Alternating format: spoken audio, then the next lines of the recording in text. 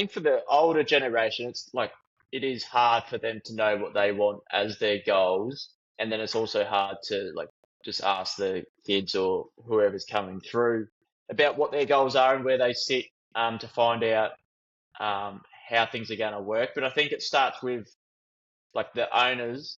What do they want for their life? Because having that emotion attached to the farm because your house is on the farm, obviously that's where you want to retire, where you want to be, but also you'll have to watch the farm continue around you if you're off the tools operationally, um, and setting yourself up that way. Like, do you want to travel?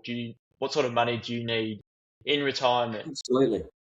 Maybe like, because I think this is the generation that haven't traveled as much, like my parents' age, um, the boomers trying to like set themselves up because it's important for them to have a really good retirement.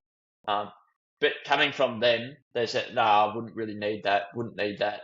Not much for a holiday sort of thing," because they've just been on the farm the whole time.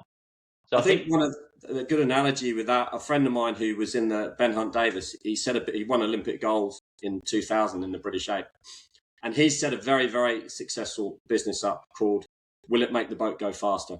And his whole concept is every decision they made in the lead up to the Sydney Olympics, everything they did from getting out of bed to having breakfast to going to the shops to training, everything was led with the question, will it make the boat go faster? So breakfast, are we eating the right food or are we having steak and eggs? Is it going to make the boat go faster? Yes or no? Okay, well, no. So why are we doing it? And I think if you took the same analogy into succession planning and asked yourself your question, how is this preparing me for my retirement? How is this preparing me to live on the farm and be comfortable living on the farm? I know as much as anyone, when I give the staff the responsibility to do the paddocks, and I'm sitting here going, no. The urgency to want to run out the door and go, no, you got it wrong. You're not going to give them enough feed. It's like, I live it every day. I sit here. And the fault with that is me.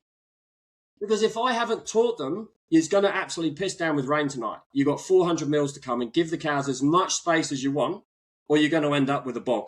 They don't know that unless you've actually taken time out to talk to them about, right, when you're doing the paddock selection, have a look at what's coming from the rainfall point of view, have a look at how much feed's in there, look at how much milk they're producing. A lot of things to think.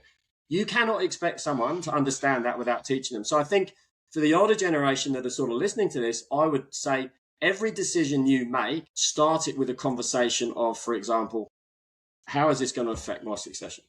Is this going to give me a succession plan? Is this going to allow me to retire? And so that preempting all comes back to starting it earlier, because too many people wait for, one of the parents to have an accident. They don't want to live on the farm anymore. They can't live on the farm anymore. Son's got to have it. Son's not interested. Son doesn't have the skills. It's a $30 million asset. And then the lawyers come in, then the accountants come in, then another brother gets divorced. The wife wants to share it. It just gets messy. So it's that confidence of just saying, you know what, there is no harm in having a conversation. There is no harm. Everyone talks about mental health.